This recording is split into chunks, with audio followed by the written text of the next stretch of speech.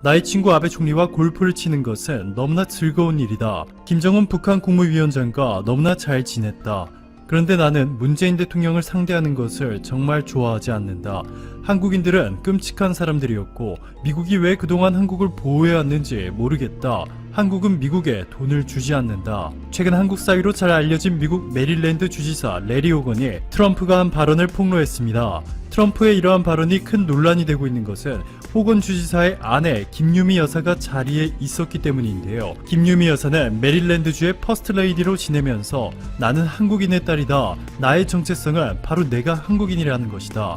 라고 외치며 한국 문화를 알리는 데 앞장섰는데 이런 김유미 여사 앞에서 문재인 대통령을 상대하는 것을 정말 좋아하지 않는다. 한국인들은 끔찍했다. 등의 선을 넘는 발언을 했습니다. 이에 남편인 레리 호건 주지사는 트럼프 대통령이 생가에서 모욕을 퍼부을 때 유미는 그곳에 앉아 있었다. 나는 그녀가 상처받고 화가 났다는 것을 알아챘다. 그녀는 분명 그 자리를 뛰쳐나가고 싶어 했을 것이다. 하지만 그녀는 예의 바르고 조용히 앉아 있었다. 라고 전했습니다. 워싱턴 포스트에 따르면 레리 호건은 이 말도 함께 전했는데요. 문재인 대통령이 이날 동영상 메시지를 전달해 주었는데 미국 최초의 한국인 영부인으로서 김유미 씨를 얼마나 자랑스럽게 생각하고 있는지 말해 주었다. 그리고는 나를 한국 국민의 사위라 불러 주었다. 이 말은 나와 내 아내에게 아주 큰 힘이다. 이렇게 트럼프와 같은 공화당 소속 주지사조차 트럼프가 한국에 대해 부정적인 발언을 하는 것에 강한 반감을 드러내고 있는 상황인데요. 최근 트럼프 행정부가 주한미군 감축을 협상카드로 한국에서 방위비를 훨씬 더 많이 받아가겠다는 내용이 담긴 극비 문서가 유출됐습니다. 월스트리트저널은 유출된 내용 중에서 얼마나 많은 부분이 트럼프 대통령의 협상용 엄포인지는 알 수 없다. 트럼프 대통령의 주한미군 일부 병력 감축을 포함한 여러 옵션들을 검토 중이다. 최근 독일에서 미군을 철수시킨 것처럼 한국에서 철수할 가능성이 있다 전했습니다. 현재 주요 국가들의 미군 배치 현황을 보시면 일본이 5만 5천 명으로 가장 많고 독일 3만 5천 명, 한국 2만 6천 명 순입니다. 그런데 최근 트럼프 대통령은 독일에 주둔하는 미군을 오는 9월까지 9,500명 감축하도록 국방부에 지시했습니다. 리처드 그리넬 전 독일 주재 미국 대사는 독일 일간지 빌트와의 단독 인터뷰에서 미국 국민들은 다른 나라의 안보를 위해 미국이 너무 많은 돈을 쓰는 것에 반대하고 있다. 독일에는 2만 5천 명의 미군만이 남아있을 것이다 전했습니다. 독일이 미국의 유럽 핵심 거점인 것을 고려한다면 충격적인 결정이었는데요. 이번에는 주한미군 감축 옵션을 협상 테이블에 올려놓았습니다. 지금까지 주한미군 감축은 있을 수 없는 일이라고 일축해온 미국이 이번에 처음으로 실제 행동으로 옮기려 하고 있어 파장이 커지고 있습니다. 월스트리트저널은 한국과 미국이 분담금 문제로 갈등을 빚는 가운데 펜타곤이 여러 주한미군 감축 옵션들을 마련한 뒤 이를 백악관에 보고했고 트럼프 대통령이 검토하고 있다 전했습니다. 펜타곤은 미국 국방부의 본청 청사로 미국 국방부가 실제로 주한미군 감축과 관련해 구체적인 계획안을 트럼프에 전달한 것은 이번이 처음이라 더더욱 충격을 주었습니다. 자, 그런데 트럼프 행정부의 이러한 결정에 미국에서조차 벌써 심상치 않은 반발이 나오고 있는데요. 월스트리트저널은 동아시아의 화약고인 한국에서 미군을 일부라도 철수한다면 그것은 전 세계의 미군이 얼마나 약한지를 알리는 신호로 울려 퍼질 것이다 보도했습니다. 미국 방송 보이스 오브 아메리카에 따르면 애덤 스미스 미국 하원 군사위원장은 한반도에 미군이 주둔하는 것은 한국의 호의를 베풀기 위한 것이 아니다. 미국과 한국 양국의 상호이익을 바탕으로 결정한 일이다.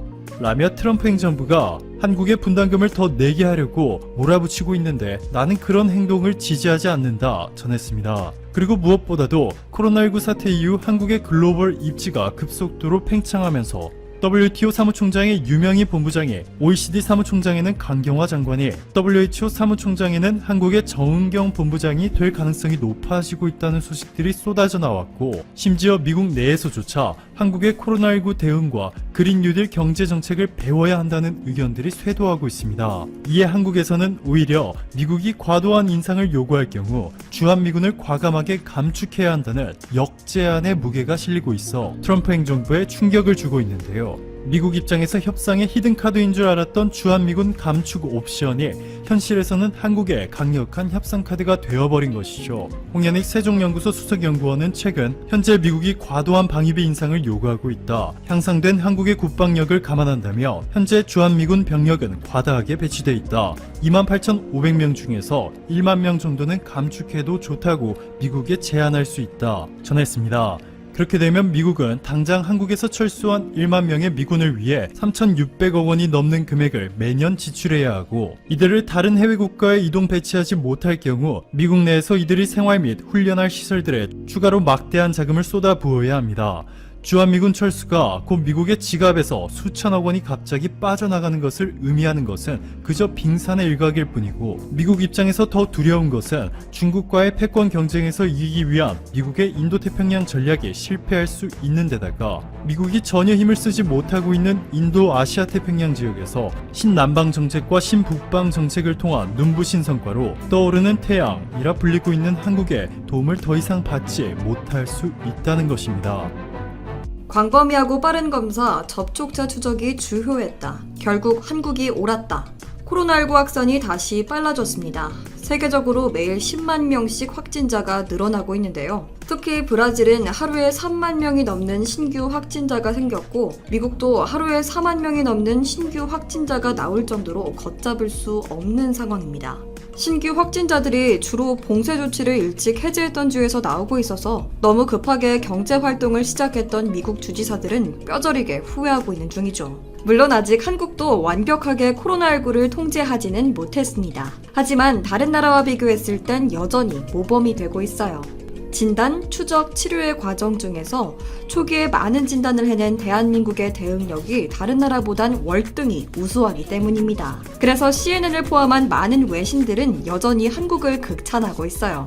이탈리아와 영국 연구진도 한국이 옳았다는 말을 남겼습니다. 우리나라처럼 전 방위적으로 바이러스 검사를 하지 못해서 결국 이탈리아에서 무증상 확진자가 무더기로 나왔기 때문입니다. 영상 시작 전 좋아요와 구독 부탁드립니다.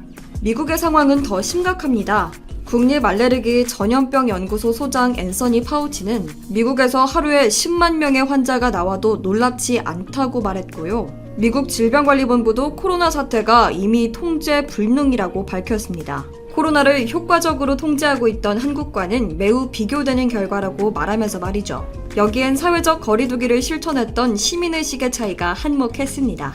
미국의 대학과 술집에서는 안전지침을 어긴 학생들이 무더기로 확진됐고, 섣부른 경제 재개를 했던 주에서는 클럽이나 체육관, 영화관, 워터파크에서 수많은 확진자가 나왔기 때문입니다. 전 세계가 이렇게 코로나 사태에 빠져있는 동안 한국은 세계의 기준인 뉴노멀이 됐습니다. 많은 나라들은 K-방역 노하우를 배우기 위해 한국이 개최하는 웹세미나에 참여했죠. K-방역이 유명해진 만큼 한국의 뛰어난 과학기술이나 ICT, 교육과 공항 시스템까지 해외에서 배우려고 하면서 한국의 위상은 날로 높아지고 있습니다. 각국의 정상들도 우리나라 문재인 대통령을 찾았습니다.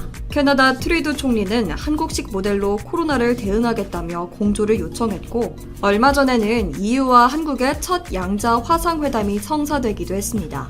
EU는 경제활동을 하면서 포스트 코로나 시대의 그린 뉴딜 정책도 준비하는 한국과 함께하겠다고 밝혔습니다. 그러면서 7월부터 한국인 입국도 허용하기로 했습니다. 미국, 중국, 러시아 같은 나라와 달리 코로나를 잘 통제했기 때문에 EU에 입국할 만큼 안전하다고 판단해서입니다. 이렇게 요즘은 K-방역이 전 세계의 유행어처럼 사용되고 있는데요. 혹시 여러분은 K-방역이라는 말이 단순히 코로나뿐만 아니라 동물 방역에도 적용된다는 걸 알고 계셨나요? 한국의 K-방역은 사람의 질병뿐만 아니라 국가 동물 방역 시스템에서도 전 세계적인 모범이 됐습니다. 작년부터 아프리카 돼지열병이 유행하면서 세계 돼지고기 시장이 출렁였는데요. 한동안 잠잠했던 중국에서도 다시 ASF가 퍼지고 있고, 중국과 유럽에서 조류 인플루엔자까지 확산되면서 전 세계 축산업엔 위기가 찾아왔습니다. 이렇게 다른 나라가 쩔쩔매는 동안 한국은 단 23일 만에 ASF 확산을 차단하면서 특별 방역 대책 기간을 종료하고 평시 방역 체계로 전환했습니다. 사람의 이동을 줄여 이동 통제를 확실히 하면서 확산을 차단했고 과감한 살처분으로 또 다른 확산을 방지했기 때문입니다. 농림축산검역본부 해외 전염병 강혜은 과장은 지난해 9월 국내에서 ASF 발병 첫 보고를 받은 이후 지금까지 밤낮 없이 ASF를 연구하며 질병과 싸우고 있습니다. 한국이 ASF를 잘 막아낼 수 있었던 건 체계적인 인프라와 혁신적인 시스템이 있었기 때문인데요. 이번에는 5G와 AI를 접목한 농축산 기술 노하우로 혁신적인 구제역 통합 관리를 할 수 있었는데요. 한국은 코로나 방역뿐만 아니라 동물 방역에서도 첨단 기술을 활용하면서 전 세계의 K방역이라는 신드롬을 일으키고 있습니다. 우리나라 국립생태원은 성공적인 방역을 바탕으로 전 세계에 공유할 ASF 방역 지침서를 만들었습니다. 또 질병 확산의 주범인 야생 멧돼지를 유인해 개체수를 조절하는 방식도 도입했습니다. ASF를 저지할 새로운 해법이었죠. 그리고 민간 기업에선 방역을 위한 소독제와 백신 개발에 들어갔습니다. ASF는 아직까지 백신이 없어 치사율이 100%에 달하기 때문입니다. 외국에서는 코로나처럼 동물 방역의 노하우를 한국에게 배우려고 하고 있습니다. 한국이 사람의 질병뿐만 아니라 국가 동물 방역 시스템도 전 세계의 모델이 된 겁니다.